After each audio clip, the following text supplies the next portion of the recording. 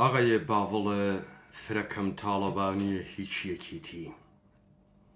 شەکسپیر شانۆگەریەکی هەست بە ناوە تاجر وینیزی.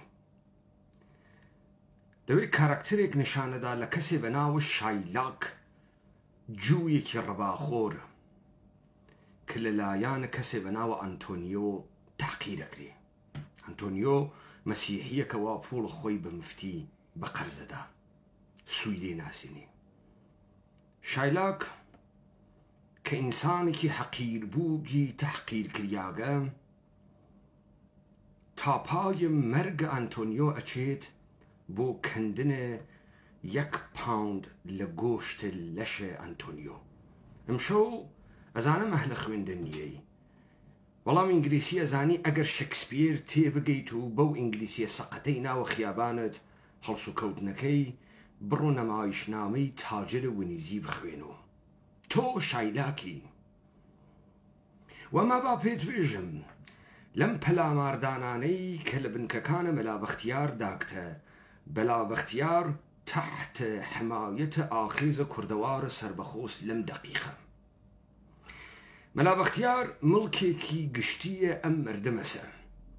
تۆ بەو سیاسەتە سەقەت و سقوتەی ئەحزاب منتەسەبە بە کورد، چ خۆت، چ مەرحومە باوکت، چ مەرحومە نەوشیروان مستەفا بە شوێنە حەزبە ئەم کارکتەرە بوون. ئەمانەتان توانی. چ لە ماجرایە ئاڵای شۆڕشا، چ لێ و دوالەم ئتحادگەلەی کە کردتان. بۆ تۆیە تەحقیر بووگە حەقیر بووگ، وا نازانی چۆن ڕەهبەریەت بکەی، شتێکت بە میراس پێگەییگە و لە پڕێکا کەوتکیتە ملە خەیرێک. متوجهت کەم کە ئاخێزە کوردان مەرجع ئەخلاقی معنەویە کوردانە، وەکو ئەو جێگەی وا مەسیحیەکان بە ناوە وەتیکان هەسیان وە پاپای مەسیحی. ئەم سەرزەمینە ڕەهبەرێکی معنەوی و ئەخلاقی بوو وەگەرەکی بوو بیوێت تا بتوانێت لە منازعاتە ئاوا دەخاڵەتکە.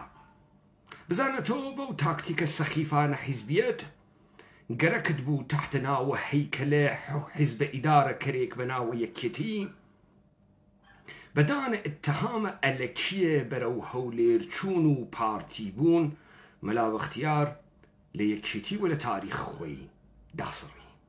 ئەمە مەلاوەختیار دروستکەرە یەکێتیە و تەنیا کەسێکە کە لە ناوە ئەم یەکێتیە و لە کەسانێکە بەجێماگە ئمڕۆ زیندووە و هەڵوێست ئەگرێت و بەڵگەهایەک لە تاریخێک ڕوئەکا کە ئێوە ئەیشارنەوە.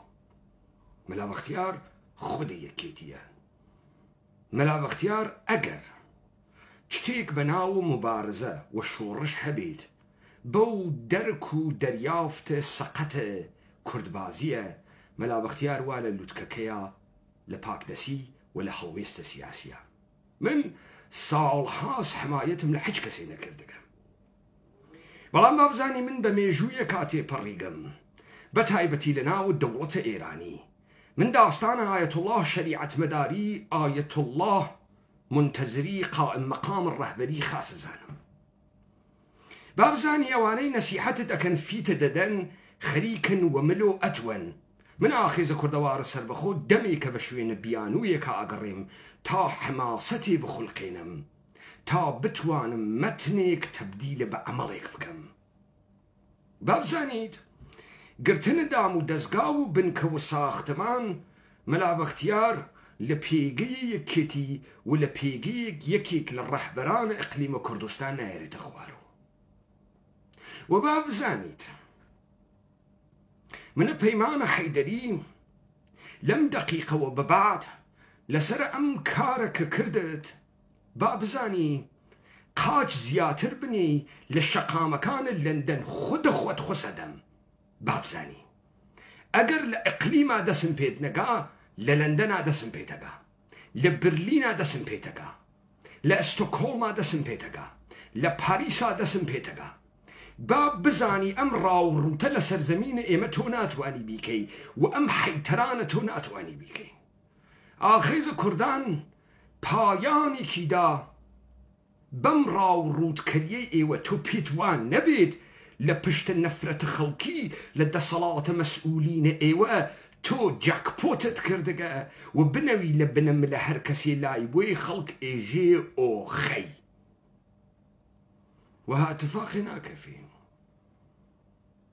ومن بەدقەت حرەکەتێک ئەیکەم هەڵێبژێرم مەلا بەختیار هیچ پۆستە حکوومەتیەکی بەدەست نییە هیچ پێگە و مەقامێکی مادی نییە و ئەمڕۆ بە وەزیفەی ئینقلابی کوردان ئەزانم کە ئیجازە نەدەم سەخیفێکی وەکو تۆ نامەشروعێکی وەکو تۆ لە دوایە کۆنگریە چوارە نامەشروعت کۆنگریە پەنجە نامەشروعت وا بە پەلەپەل خۆتە کردبوو بە سەرۆک وەخت و دڵە بتەقێتا ناوت بخوێنەوە بتوانی ئەم تەڕاتێنە بکەی من تۆ گەمارۆ دەم لە سلێمانی گەمارۆتە دەم لە دەباشان با خاس بزانیت تۆ نە بە شوێنە ئیسلاحات هاتکی نە بەرنامە دواپێ نە محتەوا دواپێ نە شەخسیەتت هەز تا کەسێ بێژێ تۆ خەریکی جەڕاحیە بنەڕەتی ئەەکەی تۆ خەریکی تەواو ئەوانەی کە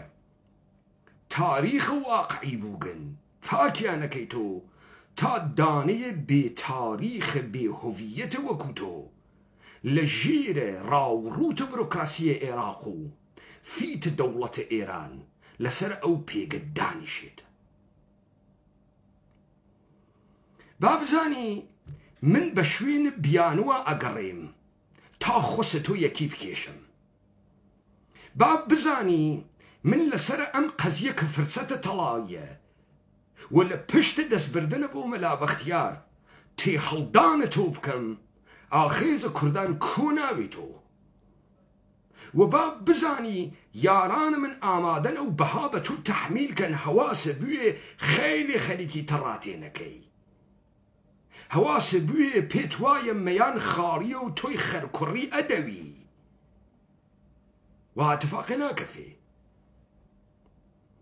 سیاسەتهای زۆڵدەهاتیشت بە هیچ کوێ ناگات ئەوەڵەن با بزانی یەکێتیە نیشتمانی هیچ مەتنێک نییە و هیچ ئیدەیە ئینقلابیەک نییە تەنانەت یەکێتیە نیشتمانی بە عنوانە حیزبە سۆسیال دموکرات دارایە هیچ بەرنامەیەک نییە و ئەگەر گەرەکتە حاڵیت بوێت سۆسیال دموکراسی یعنی چی بڕۆ تەماشای ئسپێدەی ئاڵمان بکە تا ئیستە دەیان بەرنامەی داگەسە دەرۆ من جملە یەکێکیان بوو بەناو بەرنامەی گۆتا و مارکس نەقدی کرد یەکێتی نیشتمانی هیچێک نییە بێجگە لە مێژوویەک کە کەسی وەکو مەلا بەختیار هەیکەلە زیندوویە ئەو مێژوەسە تۆ نە ساحێوە ئەم داستانیتە نە نەقشێکت تیا هەز وا بە پەلەپەل ئەدوت لە دەستەیە دامەزرێنەرانە تۆ مناڵ و گیلەناو و بێشکە وەکو ئاغای ڕئیس جومهوری کە داتان یاگەشووی خالەت تۆ بحرانە مەشروعیەتت هەز بحرانە شەخسیەتت هەز ئینسانە قەوارە بچووکێکی وا بە لباسە نظامی و ئەڕۆیتە پەرسەی خەڵکی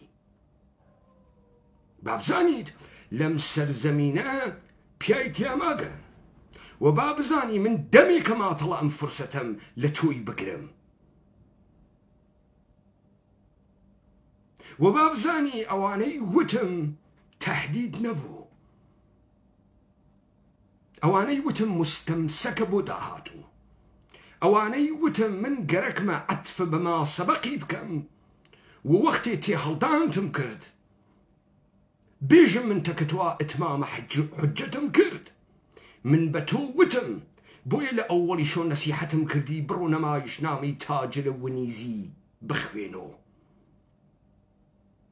تۆ بەگرتنە بنکە وەزنە و ئاغا بچووک ناکەیت و ئەو ئاغا ئمڕۆ من حمایەتی لێ یەکەم وەختی من حمایەتی لێ بکەم یعنی و ئاغا احتیاج بە حمایەتە هیچ کەسێک نییە جا ئەگەر کوڕی قاچە زیاتر لەوەی کە هەست بنێ تا شەوە پەردەت بکەمە مەجلسە ئەزاد با بزانی من ئەوڵ دەفە تەڕاتێنە خراوێکە پێیەکەم بعد زەوەی تەڕاتێنم پێ کردی حکمەکە بەسەر تۆ سادرەکەم. دەمێک کە ئێوە فکرەکەنم سەرزەمینە مڵکە تەڵقە باوکە ئێوەس. ئەم سەرزەمینە متعلقە بە خەڵکە ئەم سەرزەمینەسە و ئەم سەرزەمینە پیایتیا بنبەڕ نەکریاکە. بابزانیت ئێمە ئیجازە نادەین بە هەر بەهای کۆمەڵی کەسایەتیمان دروست کردوێت ئێوە بەڕاحەتی تڕۆیان کەن کە ناون نینە حەدە ئەوە ماڵە ئەوە نییە. تو لە ئەلفبای سیاسی حاڵیت نییە. تو دوو جملە قسە ناتوانی بکەی. بووگی تۆ ئەنتەر و منتەرە سەر میدیا. تو ئەوەنە باگە شەخسیەتی تەس خۆت نەنیشیتە پشت وانەتەکەت. ئەحساس سەروەری و گەورەی ناکەی. ئێشی ڕمەی گازە ئەو ماشینە لە ژێرە پات بێت بە موترە 8 سیلەندی تا تۆ بزانی ڕەهبەری. تۆ خەریکی ئینتقامە کامە حقارەت ئەسێنی تۆ لە مەلا بەختیار ڕۆڵە. تۆ ئەزانی دەستە بۆ کێ بردگە. لە ئاخرە کەلام و ئتمام و حجەتە کاکەم بابزانی من دەمێکە بڕ بە شوێنە بیانووی واکڕ. بابزانی مەلا بەختیار چهرەیەک بوو وا ئەمسالە باو کە تۆ ساڵها خەریک بوون تەخریبی کەن کە لە جێگەی خۆی دانەنیشێ. ئەمە مەلا بەختیار ما. مەلا بەختیار لە جێگەی خۆی ما. ئێوەمانان تڕۆی خاس و عام بوون. ئەو پیاگە تەنیا ئینسانێکە لە ناو ئێوە کە کارنامەی ڕۆشنێکی هەست. یەک عەیبا بە ناو چاوانیوە ئەویش سەپۆرتکردنە فعالین جامعەی مەدەنیە بەرساختەی دەستگاهە ئەمنیەتی ئێران بوو. فقط ئەو عەیبا بە ناو چاویوە. ئاخێزە کوردان وەختی حمایەت لە کەسێکەکە تەمامە جەوانبی دەرنەزەرەگرێت. مەلا بەختیار لە سلێمانی ناڕواتە دەرەوە. من قەوڵە پێدەم ناتوانی پاڵی پێوە بنی بڕوا بەرەو هەولێر.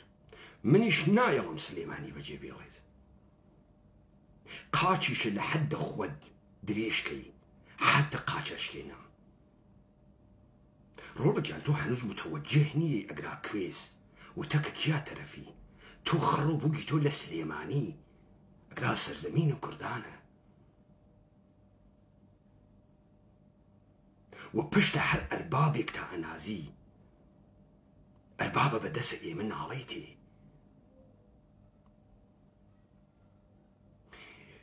ئەمانمە پێت وت لە هاش و هوش بیتە دەر و حەواسە جەمکەی. من ئەمانمە نەوت تۆ تهدید کەم. من ئەمانمە وت وەختە خۆی ئستنادی پێ بکەم. ئارشیڤم دروست کە